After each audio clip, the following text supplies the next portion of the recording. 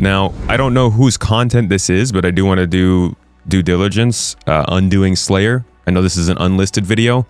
I'm sorry now if people are going to look at my browser and get the link and start watching it, but we're going to kind of... I want to jump through this. I want to see. Somebody said this is just like a normal person checking out Star Citizen at the recent Level Up Expo. Why don't we have a look before we jump into game? You know what? We love... Oh, wow. We love Netflix and Netflix games. We do not love Netflix, actually. Netflix games would be... I didn't want to say it, but... Bro, the booth is huge! Oh my gosh! Bro, no, this is so marketing focused. Are you kidding me? Look at the size of that booth. Look at that, dude. This is huge advertisement on its own. If you don't know what Star Citizen is, you're gonna wonder why the heck there's a booth that big for it. You walk up, you see a couple spaceships. As long as you don't sit down and play and fall through the planet, I could see people getting hooked up from this. Dude, if they do this, if they have something else going on at Summer Games Fest, then it's done. Oh, wow. We love Netflix and Netflix games. 100%. That was 100% on Higa. It's just a disgusting act from Maya James Higa.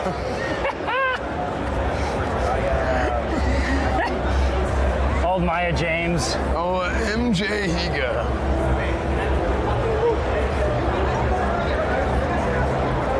Wait, so what is Hey,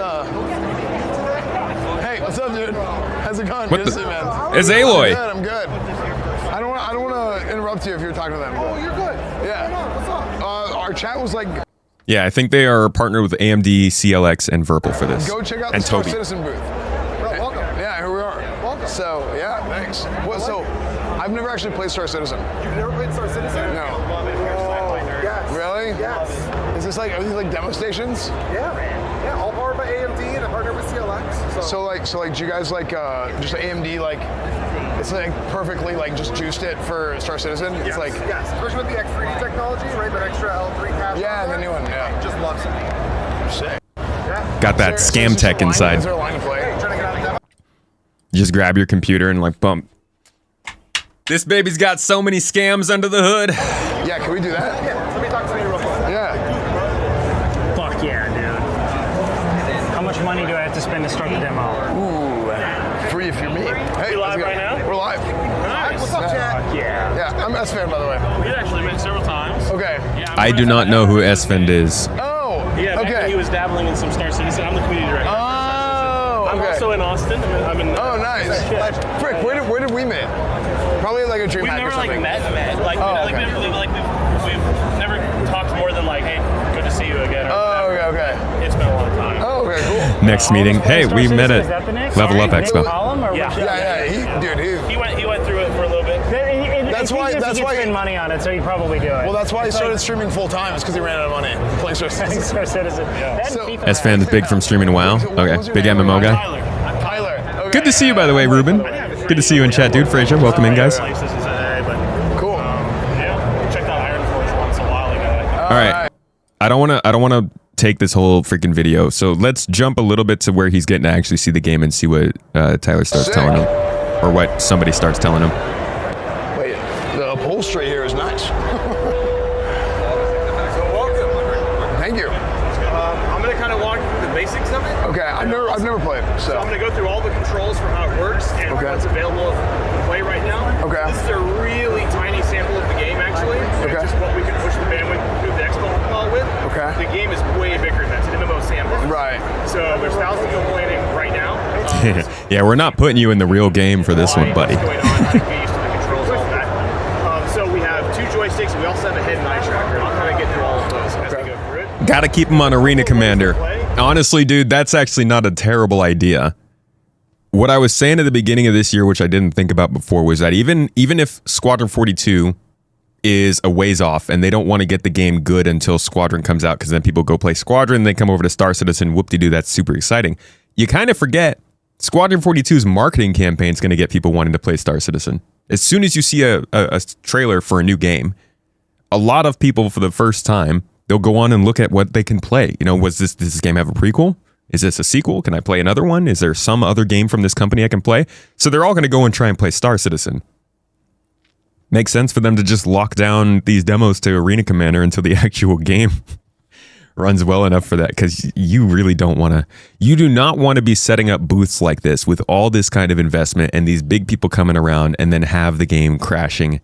It's going to look so bad at the end of all this. So we'll see how this all goes. They better have it in a good place by Gamescom. So these are our offline modes. This is usually a good place to start, but there's not much going on. You're just sort of flying around. See, they're keeping them offline. We can do that for sure. So I can get used to it. Arena Commander Free Flight. Arguably the best way to try it anyways. Like, why spend all your time getting up in a bed and like learning how to walk around when you could just go and fly a spaceship? Oh, that's sick. I'll switch it back on in a second. It's a little easier when I'm doing the controls with that. Yeah, so it is. I'll start with the right stick. Okay. This controls all the rotation on the ship. So if you push it forward and back, you'll pitch up and down. Okay. Side to side will yaw you left and right. And then each ship has a twist axis. Is there not like a local network option? They could have just networked all these computers together? And Okay. then the guns are just the trigger. Okay. And this is your targeting key. We don't have any targets here, but that's what we use to target them. And then there's a pinky button. That actually fires your flares if someone shoots missiles at you. No one's shooting missiles at you in this mode. Dude, he's going to be better with host sauce than I am already. Okay. And then your left stick controls your translation. So here's Okay. this pushes your ship forward and Okay. backward, and then strafes you left and right. Okay. And then twist is actually up and down. Okay. All right, I want to see him playing a little bit. Let's see what his thoughts are. Every thruster is modeled on the ship. So as you fly around, you can see all the thrusters firing and moving. And they actually do produce thrust. It's how we build our ships. Wow. Wait, why happens that crash? Yeah, I hate twist to roll. That feels Don't awful to crash me. into that. And you'll respawn.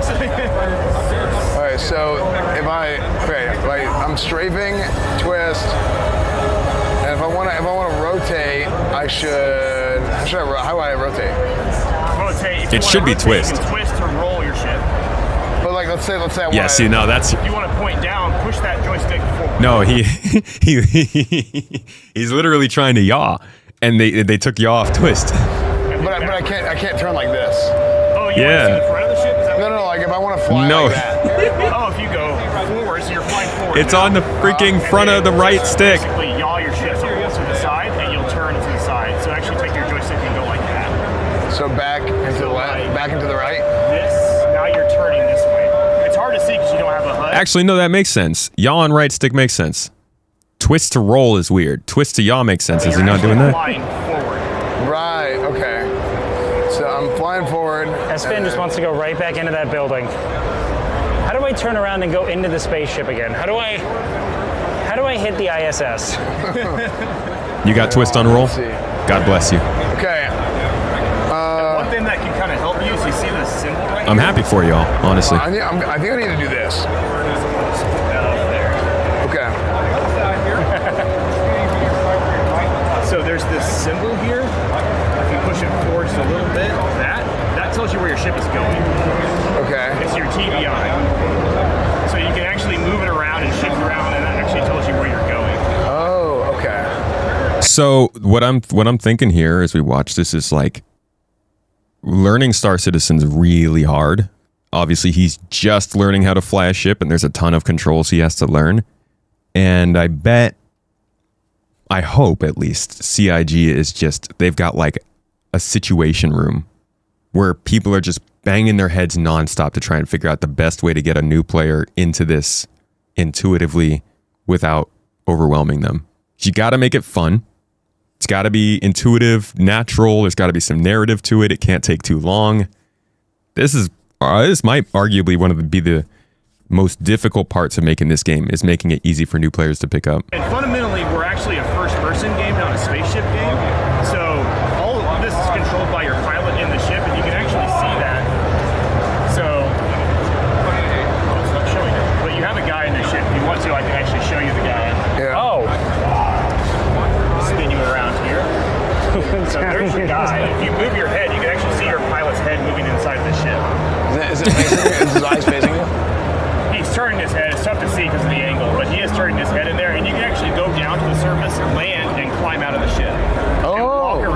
That's start with that, dude. Literally start with that. That's what's gonna blow people away. Hey, point down, fly to the surface. You'll probably explode when you hit it, but you know, try it. It'll be fun. It's all seamless. There's no skipping animations. There's no load screens at all. Oh, okay, that's sick. How big is this file? The game? Yeah. Yeah, it's like 140 gigs. It's not as bad as I would have thought. It's pretty big, but there's worse. Still, yeah, that's not insane. But the game itself it's hard to explain the scale of it. Sure. It's a very, very big game. There are dozens of planets, dozens of moons. Hell yeah. Once you load into the game, you can travel to any of them. There's never a load screen. And I'm assuming these planets are fairly fleshed out spaces with lots on them. Is this guy behind Esfand? Is he also a streamer? Asking the questions. Harvestables there. There's animals you can hunt and kill. There's a lot going on. There's outposts on the surface as well. There's dynamic weather that happens as well. Okay, hell yeah. You mentioned how seamless it was. Yeah, no load screen. No loading screens once you get in. We have to stop trying to crash into this building, I swear. Oh, you're welcome to. Oh no. I was either going to be really impressed Ba-da-da-da-da. and you're in a kind of a small ship. Okay. The scale goes really, up massively. Really? Yeah. They're really advertising to streamers. They said you can even be a miner. I'll put you to the other end of the scale. Okay. I feel like CIG is going to go so crazy on trying to get streamers into this game. People were always like, they pay all these people to play the game. You just wait, bro. That's advertisement now. Has the roll. Oh, really? That's why I look around. Oh, yeah, look, there's other seats. You can actually get out and walk around inside To the put ship. things in perspective for you, Okay. quick. So you're in there, Okay. and the full thing is explorable. There's the hangar at the bottom, which a lot of people put like single-seater fighters that they launch out of. Okay. If you want to get up and walk around, or you can just fly it. They just popped him in an Idris. You hold Y if you want to get up and explore it. Somebody in chat says, solo Idris, now we're really playing SC. So, let's say I don't have joysticks and I want to play Star Citizen. Sorry? If I don't have the joysticks and I want to play Star Citizen, No, you can fly mouse and keyboard. okay. Yeah. Somebody said, so this is Bit of just an Starfield 2.0. Nah, bro, Starfield killed this game. It's over. This is Starfield 0.5. Cross in with the eye tracker. Yeah, it's just to like kind of give you the whole experience. Yeah, our community is really big on immersion. So joysticks is kind of where a lot of people start, but a lot of people play on full sim rigs. There's a lot of wild setups. Yeah. How do I, what's the keyboard? Oh, the So light. this Let's ship see. isn't meant to be in this demo. Just Oh, you walk so- on it, so not it's just- everything is going to be. Yeah, that makes sense. It's also meant to be quite a large crew running this thing. Wait, so it's like, what button do I press to, okay. Yeah, so throw you that hold grenade. F to interact, and then you just left click in order to. That's a grenade. It's a good one. You are dead. That's great. All right, It didn't even show him dying. F, okay. So there's a. All right, I'm going to jump through a little bit more. I want to see. Okay, so he's going to fly the Idris a little bit. Probably some talking Outside. here.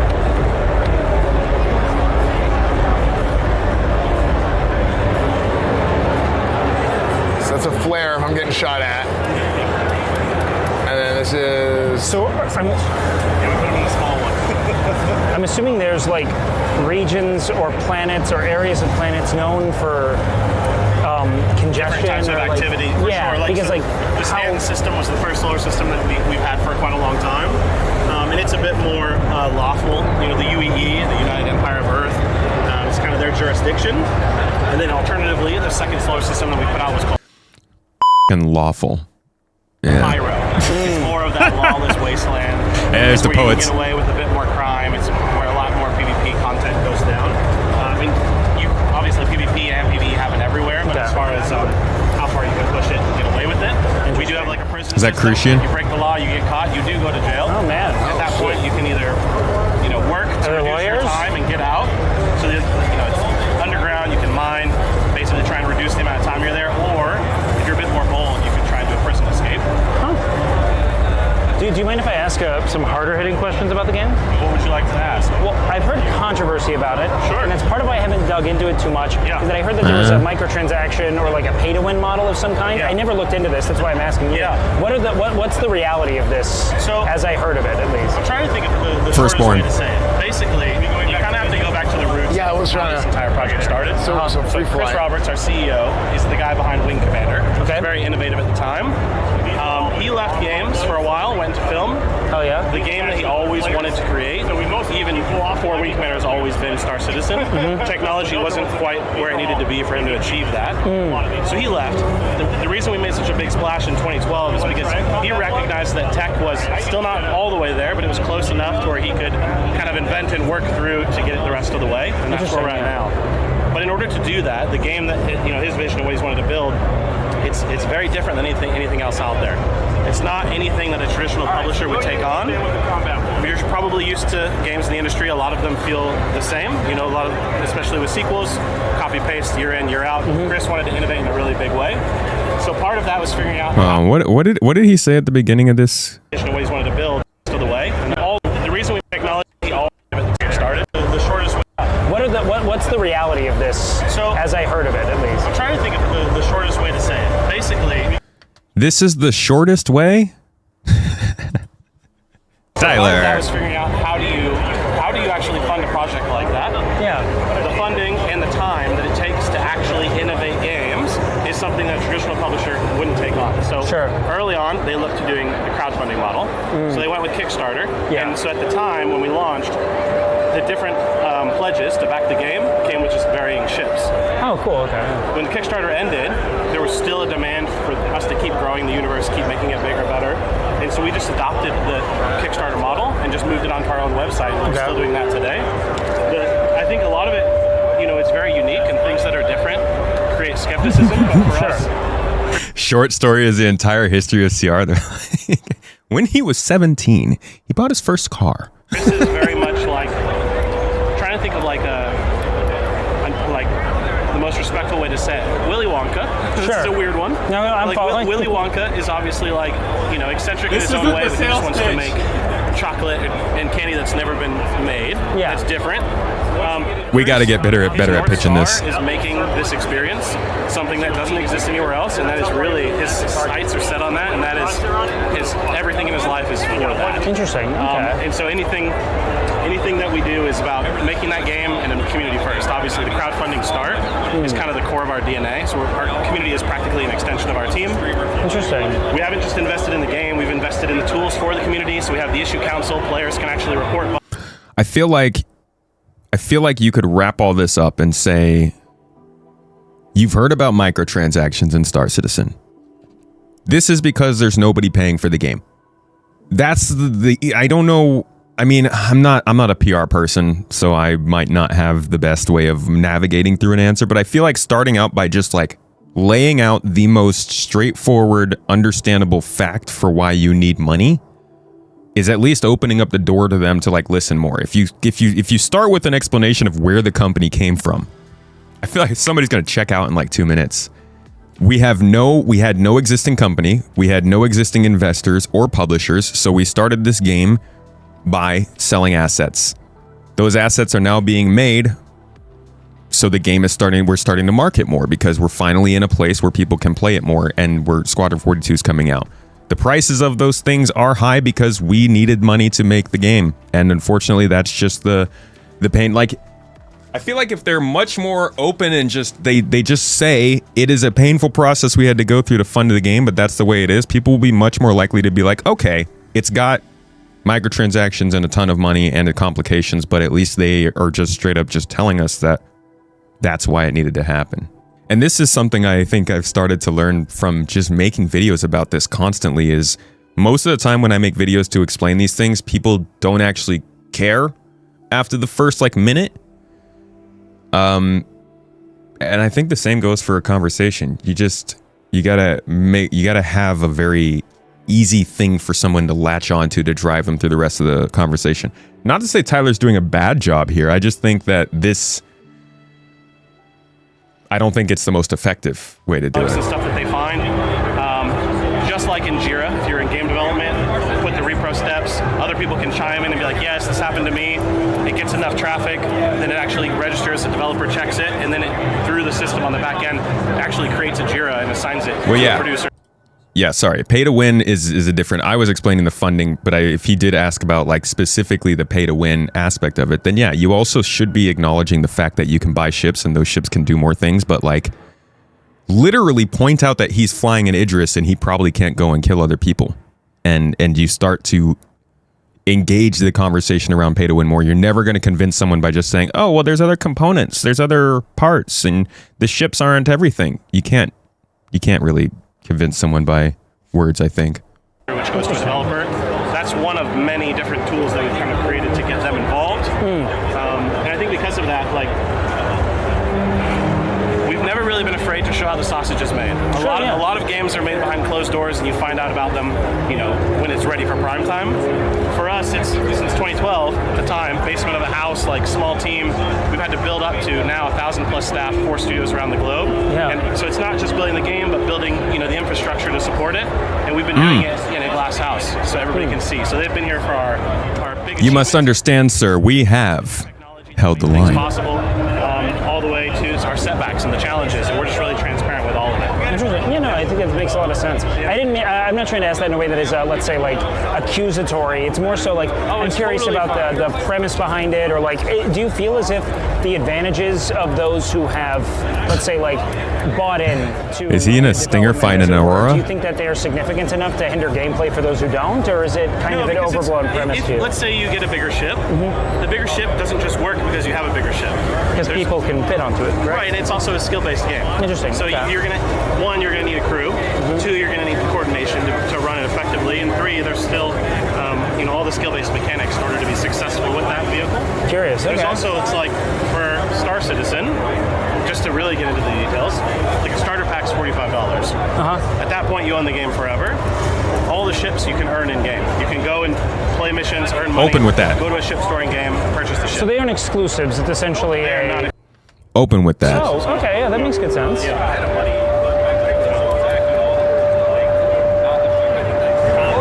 freaking suck. What's the player base? Really? Like these days? Yeah. I mean, you guys are in early access still, or what's the? What's the player base? Yeah. Wait, what did he say? I can't hear what he's freaking saying.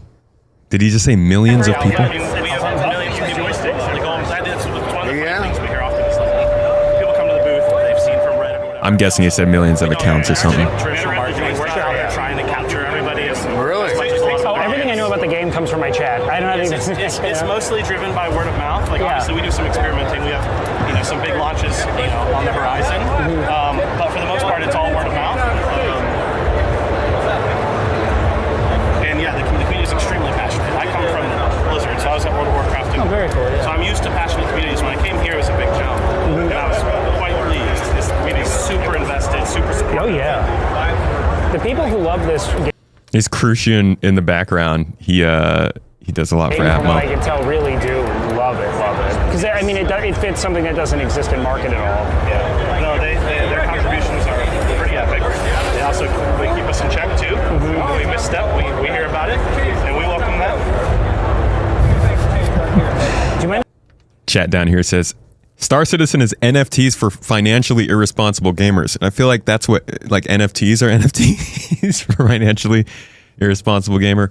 We need to introduce them to Star Can I Atlas, ask huh? about like titles that you might compete with potentially, or is that something you prefer not to address? So the thing is, when it comes to sci-fi games, our stance is. I believe he's using the Alpha Prime purple Sci-fi sticks. games are better. I mean, if you really wanted to get technical, like obviously there are other open world, sci-fi games. Yes.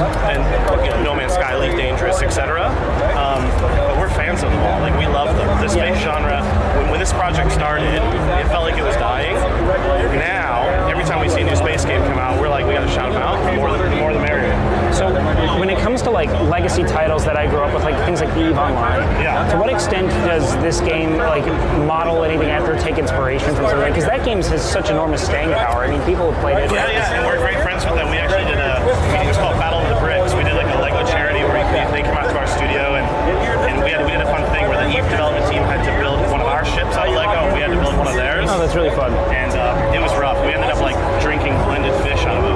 It was, one of those like self-promotion. Yeah. It was great though. It was good fun. I mean, their game's super. jump forward a little bit here. I don't want to take this whole video of. And so I think games like RuneScape and World of Warcraft were in like the early stages of the internet. You know, I still play RuneScape. Oh, and it's still amazing. People still love the shit out of it, right? By the way. Oh yeah, Just to be clear. But like, I'm curious because like I feel like as someone who's an enormous fan of the MMO genre as a whole, I feel like appetite for it is in such a weird position. I don't know how to appraise it. You know what I mean? I totally understand. I think that there's less risk taking in the industry in general right now. Yes. In MMOs, so we actually have full power. It really is. I'm one of the people who's constantly on the MMORPG subreddit. Looking for anything. Yeah, because I like to play them all. I mean, for me, it's escapism, right? And it's getting to step away from everything we deal with in the real world. And, Oh yeah. It's true immersive escapism too. It's embodying something entirely for it. You know, totally it's like, the powers of weapons. It is my favorite. Oh, okay. By far. And it does feel in general that there's less innovation in that space, and less risks being taken. I think especially now, just with everything going on in the world, that it's He's not wrong. Gaming industry is a little risk averse. a bigger endeavor. because you'd think that in an age that's becoming increasingly digitized, everyone's increasingly online, that this would be a genre that would be, if anything, positioned fortuitously, right? Yes. But it almost feels as if the time investment and patience required to develop your character in an MMORPG is like diametrically opposed to the immediacy of modern internet. You know what I mean? Like everyone wants things now. But I'm curious where that bridge is, you know? It's a good point. It's getting shorter. Yeah. Because these should be the most immersive online experiences imaginable, you know? It should be winning in that space. Totally. Yeah, it's tough. I juggle like 4 or 5 MMOs. Oh, no kidding. How sad were you about Ashes? I'm assuming you followed that. He's got a good point there, man. Like, we keep talking about how everyone wants to live in digital spaces, but if you make it too hard to actually get into the digital space, people won't put in the time to reach that point where they feel like they should invest. Yeah, I did follow it loosely a little bit. I mean, the game industry in general has been in a weird place the last few years. We're super fortunate. We've had so much support, so much stability and everything, but yeah, it's a hard time right now for developers everywhere. And I cannot tell you how many devs from other games, messaged me about Ashes. Oh yeah? Just asked me like what I thought and all the Surf the things. app, boys. Because I think if you're into MMOs, like anybody who is an MMO dev, a studio, whatever, like everybody wants all MMOs to do well because of exactly what you said about like sci-fi games, right? The more the merrier. Like you need other games to exist that are similar or in the same genre in order to generate interest in that genre. Otherwise, they'll just never work. Like 100%. if there's only one, Competition is great. yeah, it makes everybody But better. also for a niche genre, especially with sci-fi, like everybody's so equally nerdy and passionate that it's like Yeah. those are your people. It doesn't matter what the game is. They're all just freaking lonely space nerds, dude. All right, let's see the wrap up here. But yeah, at this point, our whole engine's ours. Oh, hell yeah. You hear that? This man, I don't know if you picked up on that. I hear everything. My left says he's actually not bad. And anytime anybody says anything good about me, I hear it. It's my ego is It immense. doesn't matter how quiet it was. It doesn't matter how quiet it was, I will always hear it. Thank you. How's all the Oh! I killed him! Oh, you know, it's great. You also do the gym? Oh! Can I Jim's type? still Can I going, type? You know, I haven't. Is there a I chat? live pretty far away from it, so I go ever so Your seldomly. But I know it's up and family going. You know. will be next. But you know, man. Awesome Frick, sauce. I don't think it's sent. I jump between a few. He knows places I now. typed it. Dude, I killed the guy. You said you're based. That was sick. I am, yeah. Oh no shit. That was so So we sick. have an office in BK, wanna try this? which is like south. Yeah.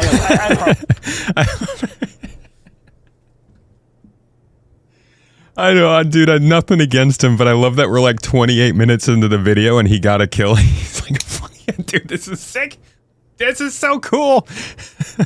I love that. I'm genuinely happy for like the amount of joy he got from killing that person. It's just funny that like it goes to show how long it can take for it to really latch on. Obviously, he sat here and played it for 20 minutes, so he was interested, but it can take a long time to feel that sense of success and the grab, especially when the game's crashing on you. Austin. I'm in North Austin, like Cedar Park. Oh hell yeah. You want to try? Oh, I'm good, man. We've been here for a sec.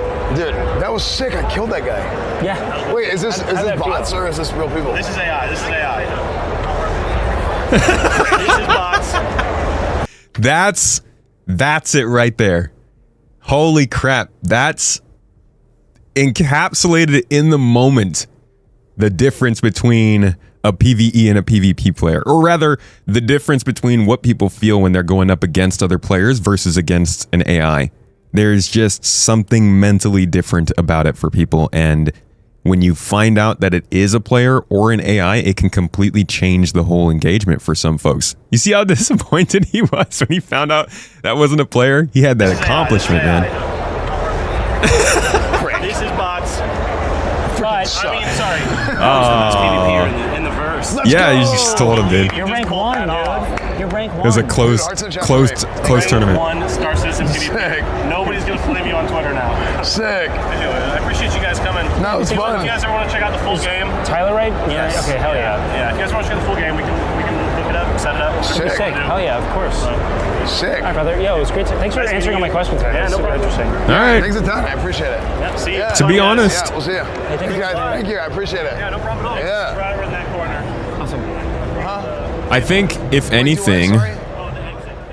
I wouldn't say like it doesn't come off as, oh, maybe they do a little bit more talking here afterward. They just talk about it. Let's see. That's all good. That guy's here. That's all good. Actually, About that. no, it's okay because like that actually helps because if you have two people and one person plays the game and the other person is talking to the dev, Yeah. that's actually kind of cool. Yeah, no, I think that's really This is a solid interview. This was actually a really good ad for the I game. figured that it was a little bit overblown. yeah. It mostly is. Anytime there's some element of like secondary transaction, people do get very up in arms, and I think they're right to. But you know, this doesn't seem particularly flagrant. It's just how it be. Unless he gave me like the really chill version of it, you know. Yeah. Well, let's see if it's fixed now. I mean, what do you guys think? Was that the really chill version of it? He didn't get into numbers, right? That's where things start to freak out. Is like if you go to the store, obviously it depends on who's looking. You get different views based on how much money you've already spent. If you're not signed in and you jump into this store, you're seeing some pretty big numbers already. And I think for somebody like himself, the idea that this stuff is not exclusive to the store, like you can earn this stuff in the game, does do a lot to make it feel more feasible. And then the starter packs, you know, again, the fact that this one is available to people who aren't even signed in is probably not a good look. They should probably limit it to just these 8. But even then, you're still hopping in here and you're seeing some pretty hefty prices. And I don't know, I think he did an okay job at giving him a basic understanding of it. But it's the kind of thing where I think if he sits down, he's going to have a different opinion for sure. Overall, I think this is not like, this is why they did this convention. They didn't have to make a convention appearance because they had a Squadron 42 announcement to make or because they had some big thing they needed to do. Literally, they're just starting to put themselves out there in the public realm with a playable version of the game. And this is going to start to build word of mouth. And, yeah, dude, no, I think this is actually a really effective marketing campaign already starting up. They just go to every game convention they can. They get a couple of big streamers who are showing up at that convention to give it a show to their communities. Eventually, the chat starts to hear these things, and slowly that kind of like general idea around Star Citizen starts to change, drops in the bucket. You start out with the conversation, people saying scam citizen. You finish up with people saying it was a win. It was a good interview. We got to see some stuff. This dude came away saying, I wanted to talk about the microtransactions. I thought it was overblown. Sounds like it is. Sounds like it's not that bad. This guy, he's a big streamer, I guess. Let me see. Let me look him up. Esfand. Pretty big streamer. He's got a lot of people watching him. These kinds of things spread over time. And I think that if nothing else, we're just seeing the marketing campaign already going. Yeah, gets into a lot of new eyes. Dude, and like, is there anything that happens? Is it like a convention during Summer Games Fest? There must be, right? But they haven't made any announcements about going there. So that's